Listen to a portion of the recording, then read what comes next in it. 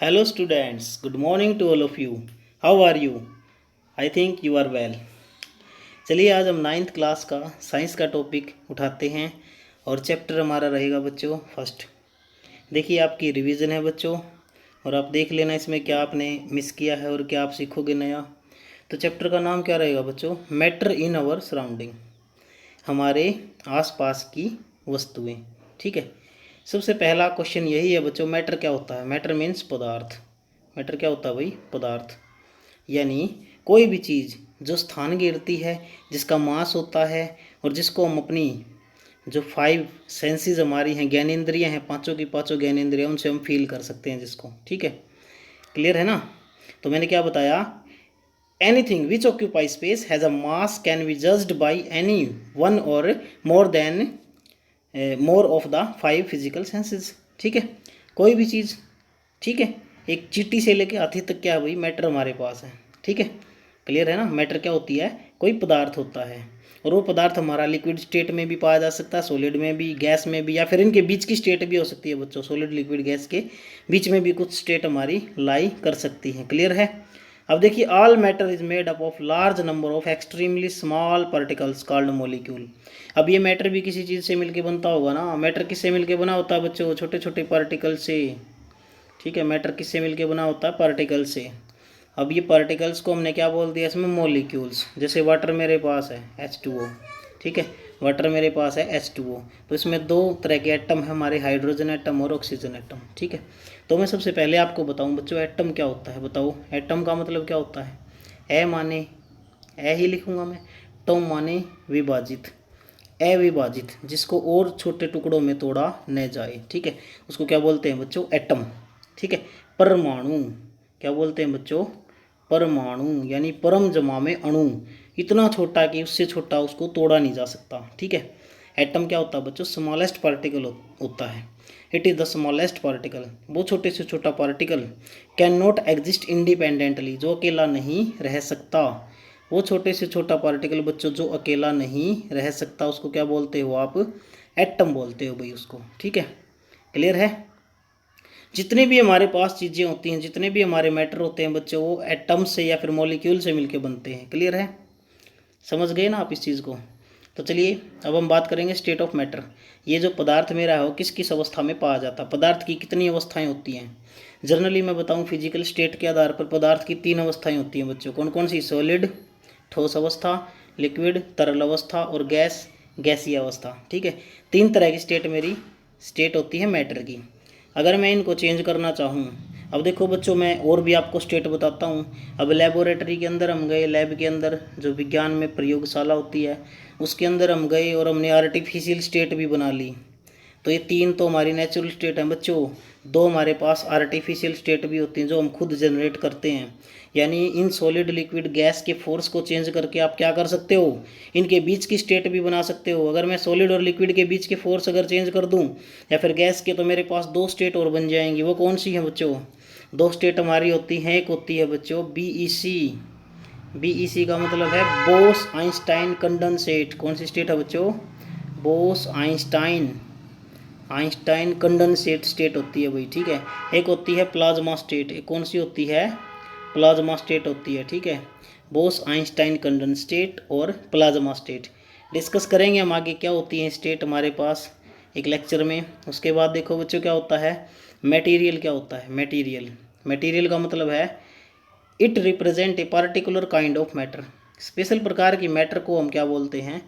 Material बोलते हैं। ठीक है, कोई पदार्थ अगर मैटर से बना हुआ, तो जैसे हमारे पास कोई उपकरण है, कोई वेसल है, तो वो मैटर का एक स्पेसिफिक पार्टिकुलर काइंड हो जाएगा उस मैटर का, उसको मटेरियल बोलेंगे। ठीक है, क्लियर है? उसके बाद देखो बच्चों, होमोजीनियस मटेरियल क्या होते हैं हमारे पास? ठीक है, होमोजीनियस मटेरियल ऐसा मटेरियल जिसकी कंपोजिशन यूनिफॉर्म होती है। इसका मतलब समझो क्या होता है ये।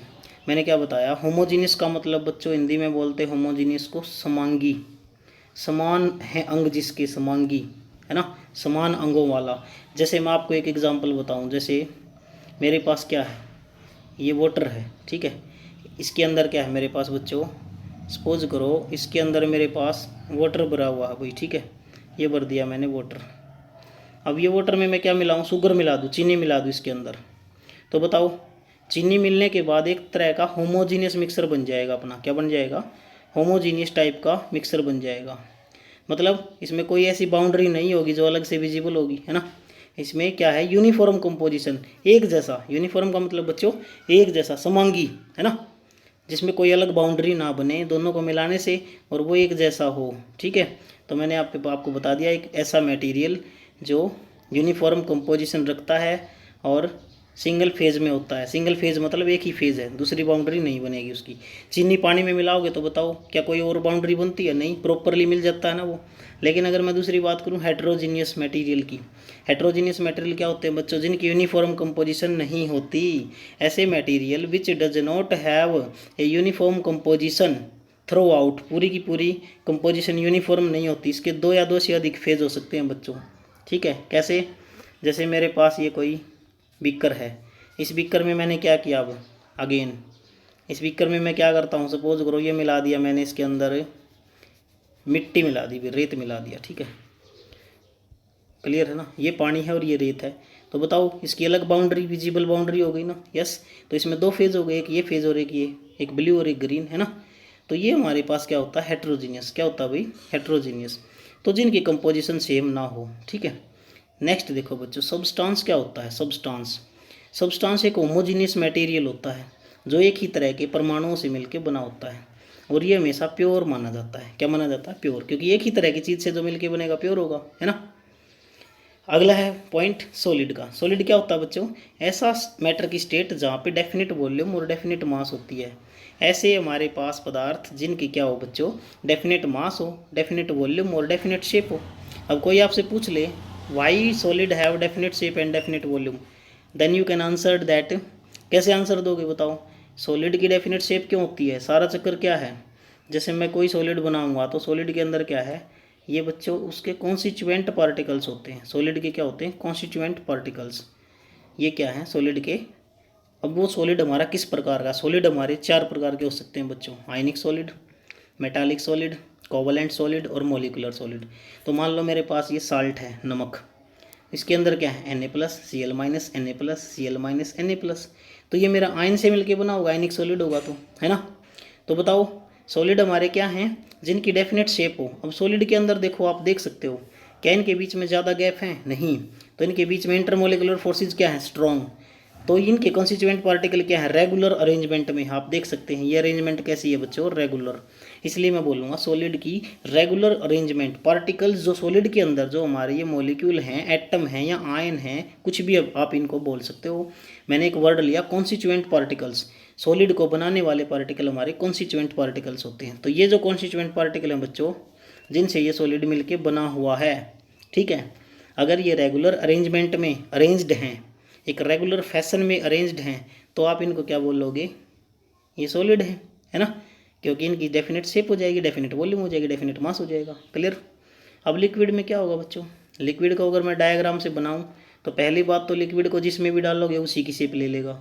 जैसे मेरे पास ये क्या है? कप है बच्चों, सपोज करो ये कप है भाई, इसके अंदर मैंने लिक्विड मिला दिया, तो लिक्विड क्या है? पूरा का पूरा मैं भर दूँ इसको तो लिक्विड इस कप की शेप ले लेगा, है ना। ये मेरे पास क्या है बच्चों? ग्लास है, ठीक है। ये ग्लास क्या है? इसमें अगर मैं लिक्विड भर दूंगा तो ये इसकी शेप ले लेगा, ठीक है। क्लियर। तो इस तरह से आप बोल सकते हो कि लिक्विड क्या है? ऐसा एक स्टेट ऑफ मैटर है बच्चों। लिक्विड क्या है? The state of matter which has a definite mass, volume but no definite shape. Shape definite नहीं होती। क्यों बच्चों? क्योंकि देखो आप लिक्विड को जब भी बनाओगे तो इसके अंदर क्या है? जो कंस्टिट्यूएंट पार्टिकल्स मेरे हैं ना, वो कंस्टिट्यूएंट पार्टिकल्स थोड़े से दूर दूर होते हैं भाई। क्या होते हैं? दूर दूर होते हैं कंस्टिट्यूएंट। तो इस तरह से आप बोल सकते हो कि जो गैस के अंदर क्या है, सॉरी लिक्विड के अंदर क्या है? डेफिनेट शेप नहीं होती। क्यों नहीं होती बच्चों? क्योंकि इसके कंस्टिट्यूएंट पार्टिकल्स आप देखोगे ना तो इनके अंदर गैप होते हैं कुछ, ठीक है। और इन गैप्स की वजह से क्या होता है बच्चों? जब भी आप इसको जिस भी बर्तन में डालते हो ना, उसी की शेप ये ले लेते हैं, एडजस्ट हो जाते हैं इधर साइड में ये, और उसकी शेप वो ले लेते हैं। सिंपल सी बात है। तो गैस की बात मैं करूँगा, गैस की ना डेफिनेट शेप होती बच्चों, ना डेफिनेट वॉल्यूम होती, इसलिए गैस के पार्टिकल्स रैंडमली इधर उधर घूमते रहते हैं, ठीक है। आप गैस के अंदर बात करोगे तो, लेकिन एक चीज़ मैं बताऊं, डेंसिटी की बात करोगे ना, डेंसिटी, सॉलिड की डेंसिटी सबसे ज़्यादा होती है, लिक्विड की उससे कम होती है, और गैस की सबसे कम। फोर्सेज ऑफ अट्रैक्शन की बात करोगे बच्चों, फोर्सेज ऑफ अट्रैक्शन, ठीक है। देखो कोई भी चीज़ हमारे पास सॉलिड लिक्विड गैस, उसमें दो तरह के फोर्स होते हैं बच्चों, एक तो अट्रैक्टिव फोर्स, एक रिपल्सिव फोर्स। ठीक है, क्या होते हैं अट्रैक्टिव फोर्स, एक रिपल्सिव फोर्स। तो देखो अट्रैक्टिव फोर्स में पार्टिकल नज़दीक नज़दीक होंगे, तो बताओ आप खुद बताओ, पार्टिकल्स नज़दीक किस में थे, सॉलिड में। तो इसका मतलब जो हमारे पास अट्रैक्शन है फोर्सेस का वो मैक्सिमम किस में होगा, सॉलिड में। बीच इंटरमीडिएट होता है, बीच का ट्रांजिशन इंटरमीडिएट किस में होगा, लिक्विड में, और मैक्सिमम किस में होगा, गैस में। गैसों के अंदर मैक्सिमम फोर्सेस ऑफ अट्रैक्शन हमारे क्या हैं, सॉरी इसके अंदर क्या है, फोर्सेस ऑफ अट्रैक्शन हमारा मैक्सिमम सॉलिड में, इंटरमीडिएट लिक्विड में, और मिनिमम गैस में। ये टर्म गलत हो रखी है बुक में बच्चों, इसको ठीक कर लेना। यहाँ पे मिनिमम आएगा, मैक्सिमम नहीं आएगा भाई, क्या आएगा, मिनिमम। आप इसको ठीक कर लें, ठीक है। 10 अब चलिए नेक्स्ट हम पढ़ते हैं इसका point. The space between constituent particle and kinetic energy of particle are minimum in case of solid, minimum in case of solid, है ना। और पार्टिकल मूव करेंगे, किसके कम करेंगे, सॉलिड के पार्टिकल मूव कम करेंगे क्योंकि फोर्स अट्रैक्शन उसमें ज़्यादा था। लिक्विड के इंटरमीडिएट और मैक्सिमम गैस, काइनेटिक एनर्जी गतिज ऊर्जा, यानी पार्टिकल फास्ट किसके चलेंगे, गैस के, सबसे स्लो किसके चलेंगे, सॉलिड के। ठीक है। Arrangement of constituent particle is most ordered in case of solid. Particle के अरेंजमेंट की बात करोगे तो सॉलिड के अंदर रेगुलर अरेंजमेंट होती है, जबकि लिक्विड में क्या है, एक लेयर दूसरी के ऊपर चली जाती है, और गैस में कोई ऑर्डर नहीं होता, बल्कि पार्टिकल रेंडमली मूव करते रहते हैं इधर उधर। ठीक है। The different state of matter are inter converted.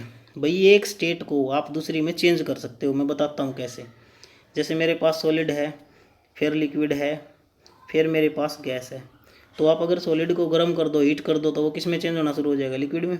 Liquid को ठंडा कर दो तो वो किस में चेंज होना शुरू हो जाएगा, गैस में, है ना। पढ़ा होगा आपने, मेल्टिंग करते हो। मेल्टिंग क्या होती है, किसी भी सॉलिड का लिक्विड में चेंज हो जाना।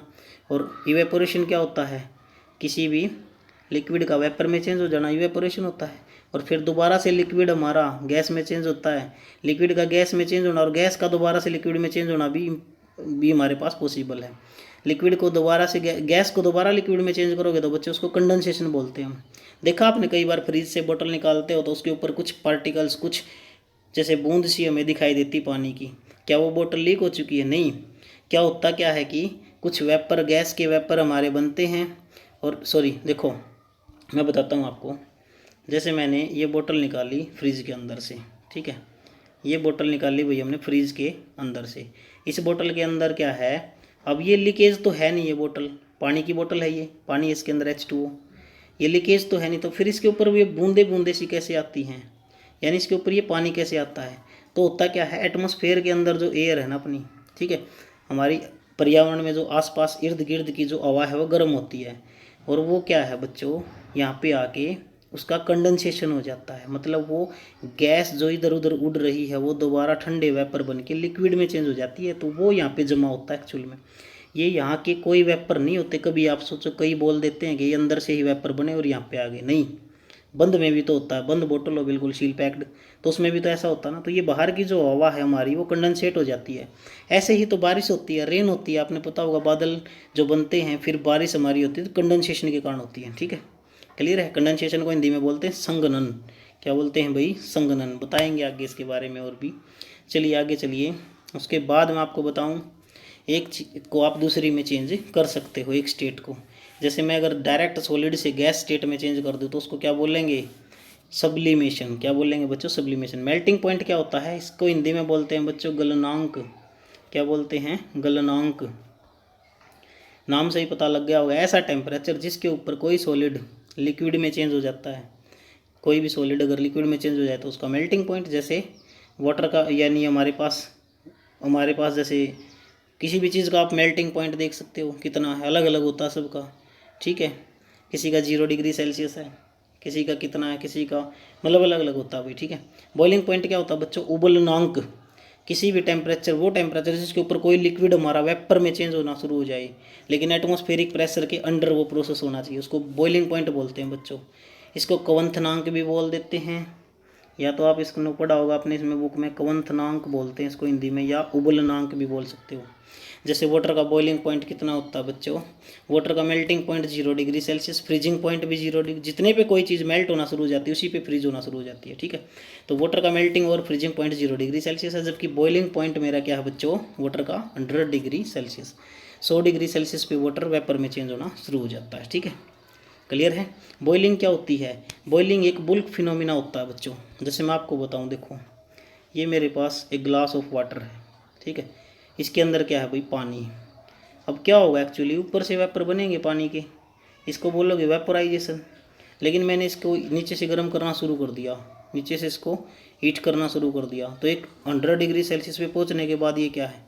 बॉयल होना शुरू हो जाएगा। तो बॉयल होगा तो सभी पॉइंट पे इक्वली पॉइंट, यानी ये बॉयल होना शुरू होगा तो सारे पॉइंट पे ये होता है ऐसे। जैसे मैं बताऊं, इवेपोरेशन तो केवल सरफेस पे होता है ऊपर की तरफ, इवेपोरेशन केवल कहाँ होता है? सरफेस पे होता है। जबकि बॉइलिंग मेरी है ना वो through out the wall. Bulk, bulk का मतलब बच्चों यही होता है कि पूरा का पूरा फिनोमिना होता है ये, ठीक है। क्लियर है? समझ गए ना आप इस चीज़ को? बिल्कुल क्लियर हो गया होगा। क्लियर है भाई सभी को? उसके बाद हमारा जो है मेल्ट, इसके बाद आएगा अपना बॉइलिंग हो गया ना, तो rate of evaporation depend on. अब देखो इवेपोरेशन की जो प्रक्रिया है, इवेपोरेशन का मतलब समझ गए ना आप? वाष्पीकरण, वाष्प जो बनते हैं, साल्ट बनता है ना जो हमारा नमक समुद्र में, वो इसी प्रोसेस से बनता है। अब जो रेट ऑफ इवेपोरेशन हो किस पे डिपेंड करती है? सरफेस एरिया पे, टेम्परेचर पे, ह्यूमिडिटी पे और विंड स्पीड पे। हवा की स्पीड कितनी है? जितनी ज़्यादा स्पीड हवा की होगी बच्चे उतना ही ज़्यादा इवेपोरेशन होगा। जैसे आप पोछा लगाते हो घर में, पंखा क्यों चलाते हो? पंखा चलाने से वो जल्दी सूख जाता है। पहली बात तो विंड स्पीड। सरफेस एरिया, अब मैंने यहाँ पे इतने में पानी डाल दिया तो उसके वेपर बनेंगे, और एक मैंने ये पानी, इसी पानी को इतने में कर दिया, तो बताओ किसके वेपर जल्दी बनेंगे? एरिया बढ़ने से वेपर जल्दी बनेंगे। सरफेस एरिया जितना ज़्यादा होगा क्या होगा बच्चों? इवेपोरेशन उतना ही फास्ट होगा। टेम्परेचर जितना ज़्यादा होगा इवेपोरेशन उतना ही फास्ट होगा, ठीक है। इसी तरह से आप ह्यूमिडिटी, ठीक है, ह्यूमिडिटी क्या होती है बच्चों? आर्द्रता, ठीक है। आर्द्रता में ये क्या प्रोसीजर होगा हमारा? अब देखो टेम्परेचर, जैसे बहुत ज़्यादा, जिस बताओ कूलर कब ज़्यादा ठंडी हवा देगा? बारिश के मौसम में, या फिर बहुत ज़्यादा जिस दिन धूप निकली होगी। जिस दिन बहुत ज़्यादा धूप निकली होगी ना, टेम्परेचर हाई होगा, उस दिन वेपर जल्दी बनेंगे, और पानी के वेपर जितने जल्दी बनेंगे कूलर उतना ही क्या है? कूलिंग पैदा करेगा, ठंड पैदा करेगा। आप समझ लो इस चीज़ को। इवेपोरेशन का मतलब जब slow passing of molecule of a liquid into gaseous state, धीरे धीरे लिक्विड के मॉलिक्यूल्स का गैसियस स्टेट में चेंज होना, उसके बॉइलिंग पॉइंट से नीचे, बॉइलिंग पॉइंट से नीचे होगा ये प्रोसेस। बॉइलिंग पॉइंट पे बॉइल होना शुरू हो जाएगा उसके बाद तो, ठीक है। Evaporation is a surface phenomena, बताया था ना, इवेपोरेशन सरफेस फिनोमिना है, जबकि boiling is a bulk phenomena. Boiling क्या होता है बच्चों? बुल्क फिनोमिना, पूरी बॉडी के अंदर होता है वो, ठीक है। क्लियर है?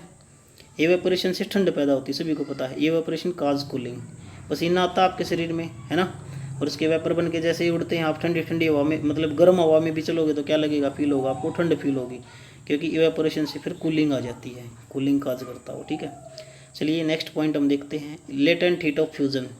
एक ऐसी अमाउंट ऑफ हीट जो रिक्वायर होती है 1 किलोग्राम ऑफ सॉलिड को लिक्विड में चेंज करने के लिए, ठीक है, इसके मेल्टिंग पॉइंट पे।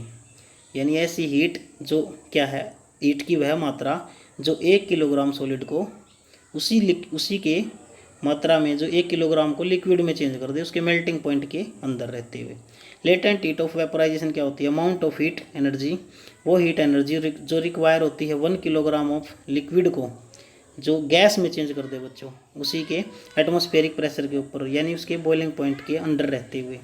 सब्लिमेशन क्या होता है भाई? सब्लिमेशन को हिंदी में बोल सकते हो आप उद्रवपातन।